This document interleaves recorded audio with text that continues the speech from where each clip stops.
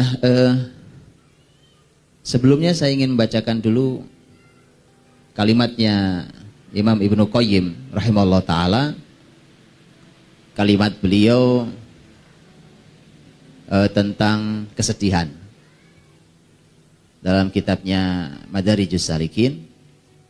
Ibnu Qayyim rahimahullah ta'ala menyampaikan kalimatnya. Antum tahu bahwa kitab Madarijus Salikin itu, yang bukunya tebal sekali itu cuma membahas iyyaka na'budu wa iyyaka nasta'in. Bisa bayang ya, buku setebal-tebal itu membahas cuma iyyaka na'budu wa iyyaka nasta'in. Begitu Pak. Jadi kalau Quran itu ditanda, itu bukan habis dibahas oleh Ibnu Qayyim. Berikutnya masih terus sangat banyak ulama membahas iyyaka na'budu wa iyyaka nasta'in lagi. Dan begitulah Quran. Dia hadir di setiap zaman, bisa dibahas oleh siapapun, bahkan dengan ilmu baru yang Allah bukakan baru untuk ahli ilmu di zaman manapun.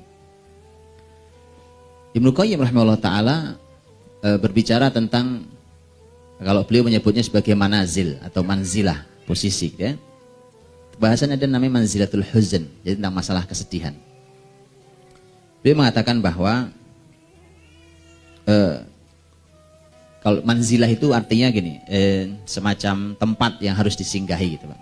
Tempat harus disinggahi. Ini perjalanan orang-orang yang, makanya disebut Madarijus Salikin. Madarij as-Salikin itu artinya tangga-tangga orang yang berjalan. Di atas iyyaka na'budu wa iyyaka nasta'in. Ibnu Qayyim memang sangat filosofis ya.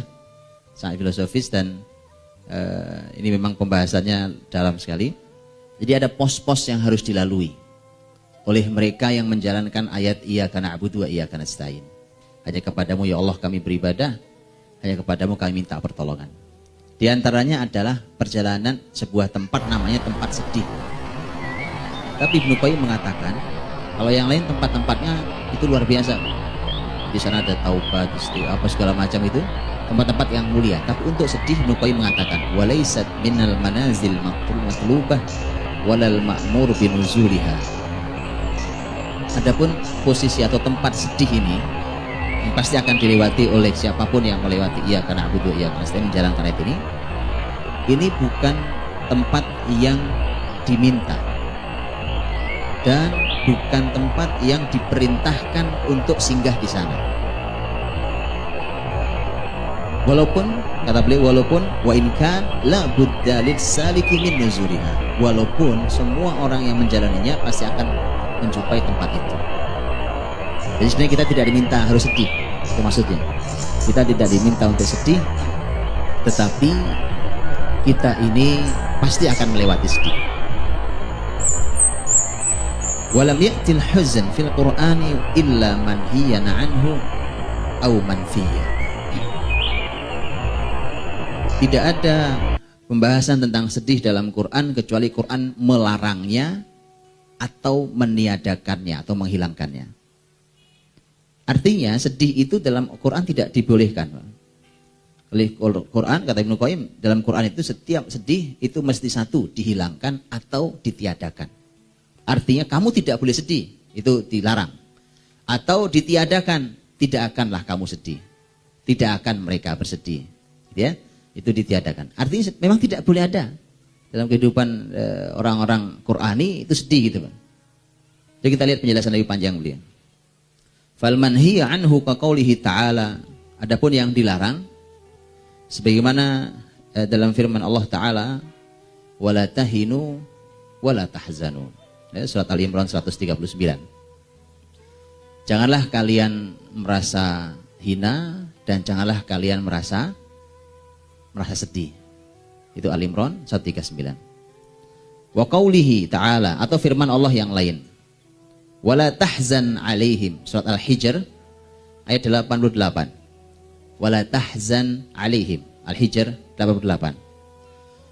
Jangan kamu sedih atas mereka, atas perilaku mereka. Jadi katanya jangan kamu sedih. Fi ghairi maudhi', ada juga tempat yang lain. Wa qaulihi ta'ala, la tahzan innallaha ma'ana. At-Taubah 40. Jangan bersedih, sesungguhnya Allah bersama kita. Jadi jangan bersedih. Wal manfi, adapun yang ditiadakan, kalau tadi kan dilarang, kalau ini dibuang, ditiadakan, qaulihi ta'ala, seperti firman Allah, fala khaufun 'alaihim wala hum yahzanun. Al-Baqarah 38, bahwa mereka orang-orang yang beriman itu orang-orang yang tidak akan punya rasa takut dan tidak punya rasa sedih. Tidak ada rasa sedihnya. Jadi tiadakan rasa sedih dari kehidupan orang-orang beriman. Wasirru dzalik, ini masih kalimat Ibnu Qayyim ya, saya bacakan dulu. Wasirru dzalik annal huzna mauqifun ghairu musayyir wala maslahah fihi lil qalb. Dan rahasianya mengapa kesedihan itu dilarang dan harus dihilangkan, kata Ibnu Qayyim, karena ini adalah satu keadaan yang tidak menguntungkan, tidak menggerakkan seseorang. Orang sedih itu malah berhenti, Pak. Jadi tidak menguntungkan, juga tidak ada kemaslahatannya buat hati. Orang sedih kan gak ada manfaatnya buat hati, Pak. Wa ahab syai'in ila syaitan an yahzana al-'abdu liyaqta'ahu an sayrih. Dan sesuatu yang paling dicintai setan adalah kesedihan itu, ketika dia mampu membuat hamba Allah jadi sedih, karena dengan sedih itu terputuslah perjalanannya. Maksudnya kalau orang sedih itu berhenti semua. Orang tadinya aktif apa luar biasa berbuat kebaikan, begitu sedih dia berhenti sebentar. Kenapa? Karena sedang sedih. Biasanya semangat, tiba-tiba sedih, berhenti semuanya. Nah, setan tuh pengennya begitu. Kalau ada orang berbuat kebaikan, maka cara untuk menghentikannya dibuat sedih. Wa yuqifuhu an suluki, juga dihentikan dari suluknya, dari kebaikan-kebaikan, ada dari upaya-upaya untuk memperbaiki diri. Qala Allah Ta'ala, Allah berfirman, innaman najwa minasyaitan liyahzunal ladzina amanu. Sesungguhnya bisikan itu dari setan untuk membuat sedih orang-orang beriman. Jadi makanya Bapak Ibu dirahmati Allah, itulah kenapa dalam pembahasan tauhid, dalam pembahasan akidah, itu kan kita dilarang untuk punya sifat tatoyur, ya kan? Punya bahkan tasya'um. Tatoyur itu orang merasa untung atau merasa sial karena sesuatu. Nanti lihat apa sekilas, wah kayaknya bakal begini. Begitu mendengar sesuatu, lihat dia bakal begini. Karena itu rawan memunculkan was-was di hati manusia, dan was-was itu setan. Nah, setan nanti kalau pintunya sudah terbuka, bahkan Nabi mengatakan, Nabi SAW mengatakan tentang lau itu andai kata, seandainya, orang berandai-andai, coba begini, andai begini, andai, padahal sudah lewat habis, Pak. Kalau seseorang, kalau andai itu maknanya adalah makna yang positif, gitu ya. Ini andai yang tidak ada gunanya, Pak. Tidak ada mengambil manfaat, tidak memperbaiki yang sudah rusak juga tidak. Coba berandai-andai aja, andai begini, coba saya begini. Nabi SAW mengatakan, fa inna lau, kata andai itu, fa inna lau taftahu amalas syayatin. Karena lau itu, andai itu membuka amal setan. Jadi setan itu punya pintu-pintu, jangan pernah dibuka. Begitu buka dia masuk, Pak. Besok bisikan dia pasti masuk. Nah, kesedihan itu hati-hati. Makanya Quran menghibur nabinya. Karena bisa menjadi masalah itu. Nanti bisa berhenti perjalanan dakwah Nabi SAW. Ya, maka kalau ada saudara sedih, mari kita hibur semampu kita, yang kita hibur. Masya Allah, supaya terus bergerak kembali. Ayo kita terus berjalan lagi. Wa nahan Nabi sallallahu alaihi wasallam ats-tsalatsah an yatanajatsnani minhum duna ats-tsalits. Bukankah juga Nabi melarang kalau kumpul 3 orang, ya kan, yang 2 ngobrol berdua sendiri, yang 1 dibiarin. Dibiarkan yang 1 sendirian, padahal kumpul 3, bertiga kumpul, ternyata yang berbincang berbisik-bisik hanya 2 orang. Nah, itu kita tahu itu dilarang oleh Nabi. Sampai begitu diperhatikan Nabi. Mengapa? Membuat sedih yang ketiga, yang gak diajak bicara. Bahkan mungkin yang ketiga mulai menduga-duga, betul? Kenapa sih dia rahasia-rahasia depan saya, kan? Kalau Anda mau pergi berdua, ya kan, jangan duduk di situ. Pergi berdua, Anda bincang 4 mata. Ini membuat sedih saudaranya. Akhirnya kan lihat, begitu sedih, begitu pintu setan terbuka, apa yang masuk pertama? Dia punya prasangka. Padahal Quran mengatakan, ya ayyuhalladzina amanu jtanibu katsiran minadh-dhann inna ba'dadh-dhanni its. Kita dilarang oleh Allah, wahai orang beriman, jauhilah prasangka, karena sesungguhnya sebagian prasangka itu dosa. Belum tentu benar dia berprasangka, tapi karena itu yang dia dapati. Saudaranya berdua ngobrol padahal mereka ada bertiga. Jadi sampai segitunya supaya tidak memasukkan rasa sedih di hati saudaranya. Li'anna dzalika yuhzinu, karena itu membuat saudaranya sedih. Fal huznu laisa bimatlub wala maksud wala fihi faidah. Karenanya kesedihan itu bukan sesuatu yang dicari, jadi jangan nyari sedih, Pak. Bukan sesuatu yang dimaksudkan, juga tidak ada faidahnya. Wa qad ista'adza minhu Nabi sallallahu alaihi wasallam, bahkan Nabi berlindung kepada Allah dari sedih. Allahumma faqal, maka Nabi berkata, Allahumma inni a'udzubika minal ham wal huzn. Betul ya? Ya Allah, aku berlindung kepadamu dari apa, Bu? Gelisah ya? Ham itu gelisah. Kalau huzn sedih. Bedanya apa itu? Beda ham sama huzn. Kalau ham itu orang yang gelisah, sedih, orang yang gundah terhadap sesuatu yang belum terjadi. Kalau huzn itu sedih terhadap sesuatu yang sudah lewat. Paham beda? Itu penjelasan para ulama begitu, Pak. Memang ada ya, Pak. Kalau sedih pada yang sudah lewat kan ada, Pak. Orang mengenang, ya saya sedih, Pak. Peristiwanya sudah lewat, tapi sedihnya masih tersisa. Atau orang gelisah, hatinya tidak nyaman gitu pada sesuatu yang belum terjadi. Nah, belum terjadi, apa contohnya? Banyak contohnya, ya kan? Banyak contohnya. Akhirnya bujangan-bujangan ngelamar, diterima apa enggak saya, ya kan? Itu gundah, padahal belum kejadian, Pak. Belum tentu, ya kan? Makanya Nabi berlindung dari ham, dari huzn, dua-duanya. Kenapa? Dua-duanya bisa menghentikan langkah, Pak. Bahaya. Loh, sekarang tadi antum akhirnya nggak jadi ngelamar, padahal belum tentu ditolak antum. Belum tentu ditolak antum. Antum aja nggak pede kan, maju aja dulu. Bismillah, ya kan? Bilang aja kalau saya diterima alhamdulillah, kalau ditolak Allahu Akbar, ya kan? Gitu, Pak. Loh, itu kalimat Bilal, Pak. Oh, saya sampaikan ini kalimat Bilal, nggak sembarang ya. Oh, Bilal kan tahu diri, Pak. Ya kan? Bilal Allah berikan fisik berkulit hitam, berhadapan di tengah masyarakat Arab. Karena beliau orang mulia dari negeri Habasya. Nah, Bilal mengatakan, ya, nah tahu diri lah, saya ngelamar, ya kan. Kalau diterima alhamdulillah, kalau ditolak Allahu Akbar, ya kan. Allah Maha Besar, ya kan, dengan semua keagungannya. Bisa menghentikan langkah. Makanya inilah, ini juga bahaya. Kadang-kadang, Pak, kita ini sedih, takut pada sesuatu yang belum tentu ada di muka bumi ini. Itu buruk sekali tuh. Belum tentu terjadi, bahkan mungkin seumur hidup sampai kita meninggal nggak kejadian itu. Cuma kita takut, khawatir, sedih, dibayangin itu. Nah, itu bahayanya. Maka Nabi meminta dua-duanya tidak ada dalam kehidupan orang beriman. Allahumma inni a'udzubika minal ham wal huzn. Kita lanjutkan kalimat Ibnu Qayyim. Fahuwa qarinul ham. Fahuwa qarinul ham. Jadi kesedihan itu temannya ham. Huzn itu temannya ham.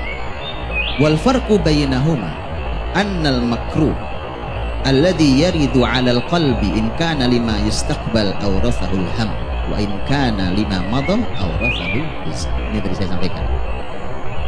Bedanya antara ham dan huzn. Ham itu sesuatu yang masa depan yang akan terjadi membuat kita sedih, dan huzn sesuatu yang sudah lewat buat kita sedih. Wa kilahuma mud'if lil qalbi 'anis sayr mufattir lil azm. Keduanya, mau ham ataupun huzn, dua-duanya melemahkan hati sehingga tidak sanggup berjalan dan menghancurkan tekad.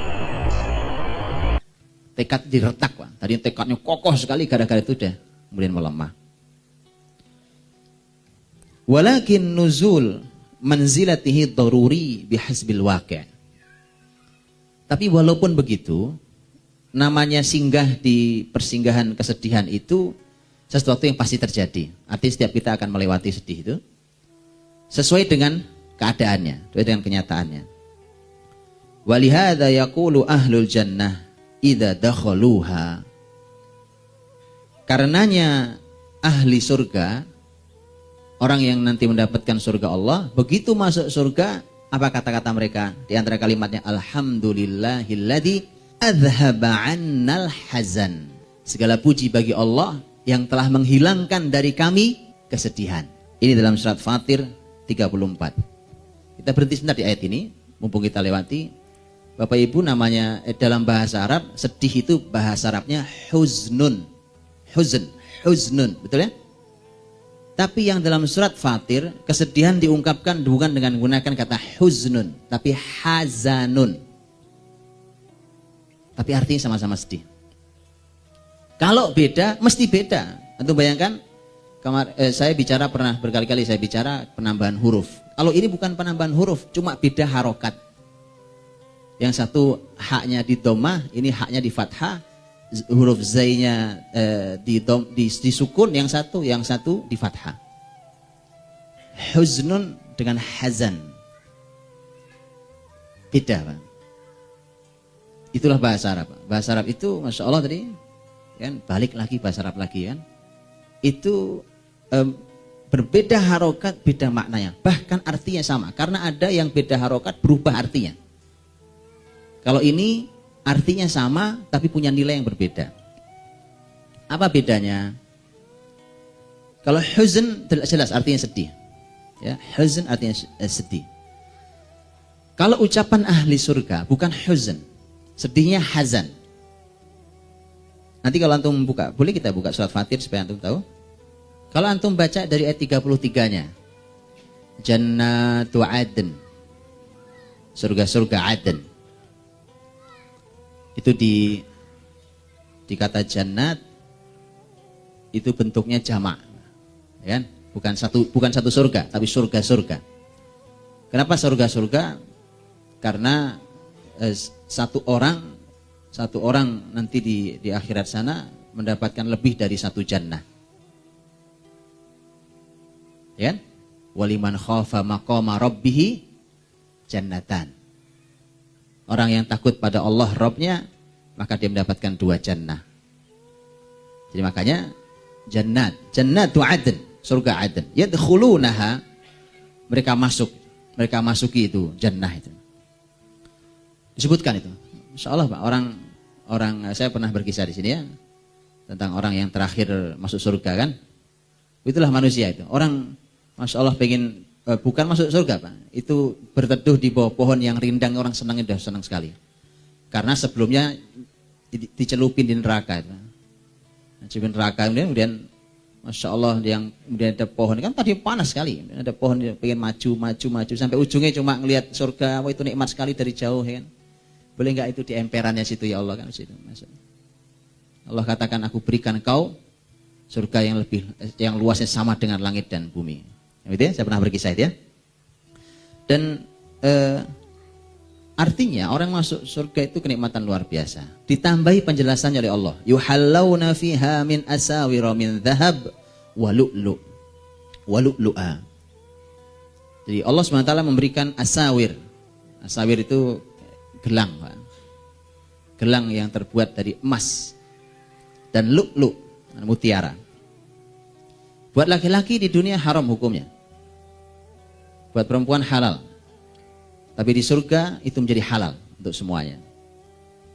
Asawir min lu'lu'. Wa libasuhum fiha harir. Dan pakaian mereka terbuat dari sutra. Nah sama juga kan? Sutra buat laki-laki di dunia juga haram hukumnya. Bagi perempuan boleh. Dan itu pas Pak. Orang masuk ke tempat yang sangat indah di luar jangkauan manusia, keindahannya, memakai perhiasan yang juga indah dan mahal sekali, berpakaian juga pakaian sutra. Itu kalau cacat salah satunya nggak enak dilihat. Contoh, dia pakai emas mahal, Masya Allah perhiasan intan berlian gitu ya. Tapi ternyata pakaiannya compang-camping robek-robek. Kira-kira menurut antum gimana itu? Nah ada orang datang kan pakai emas asli kan. Pakaiannya compang-camping gitu kan. Kurang pas, betul? Makanya walibasuhum fiha harir. Pakaian mereka dari sutra. Setelah semua kenikmatan itu, ya kan? Semua kenikmatan itu, mereka berkata, wa qalu. Nah, itu. Mereka berkata, alhamdulillah. Segala puji bagi Allah. Alladzi adhaba 'annal hazan. Nah, tadi kata hazan tadi, yang telah menghilangkan dari kami al-hazan, kesedihan. Inna rabbana laghafurun syakur, sesungguhnya Rabb kami ghafur, maha pengampun. Kenapa Pak? Orang masuk surga itu semua tahu Pak, dulu nih kita dosanya banyak. Tapi nyampe juga di sini kan. Makanya nggak ada kata kecuali alhamdulillah Allah memang ghafur. Allah maha pengampun. Kalau nggak diampuni nggak nyampe sini kita. Ya kan? Allah syakur. Tahu syakur? Syakur itu yang pandai berterima mengucapkan kata syukron. Syukron kata syakur. Syakur itu mubalaghahnya. Jadi syakur itu yang paling pandai berterima kasih. Bayangkan Allah menyebut dirinya sebagai pada Allah yang syakur, yang Allah itu paling pandai berterima kasih. Kita ini nggak usah dikasih surga pun sebenarnya sudah layak untuk melakukan amal karena terlalu banyak nikmat Allah berikan di dunia. Tapi begitu pun Allah masih balas atas semua usaha kebaikan manusia. Karena Allah menyebutnya syakur. Kalau dibandingkan dengan amal manusia nggak pantas orang dapat surganya. Karenanya Allah syakur. Karena satu amal manusia yang tidak seberapa itu bisa dibalas Allah berlipat-lipat dengan kebaikan hingga mendapatkan jannahnya. Nah, kebayang keadaan ayat itu ya? Doa itu kebayang. Artinya mereka mengucapkan alhamdulillahilladzi adhaba 'annal hazan. Segala puji bagi Allah yang telah menghilangkan kesedihan itu, mereka sudah menikmati surga itu. Duduk di surga, lagi sedih apa lagi nikmat, Pak? Lagi nikmat, semua Masya Allah nikmatnya. Gitu, seperti tadi dilengkapi tadi Ustaz Herfi cerita tentang surat Muhammad tadi. Minumannya yang demikian luar biasa segala macam. Artinya, apa yang dibicarakan oleh para penghuni surga itu hanya tinggal kenangan kesedihan yang tidak menyisakan sedih. Paham? Saya ulangi.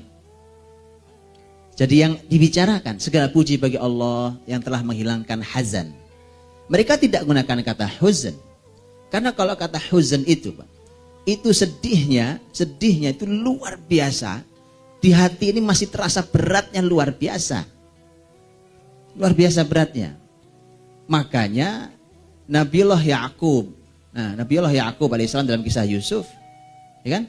Itu menggunakan huzn di sana. Huzn karena sedihnya luar biasa sampai sedihnya Yakub membuat Yakub buta.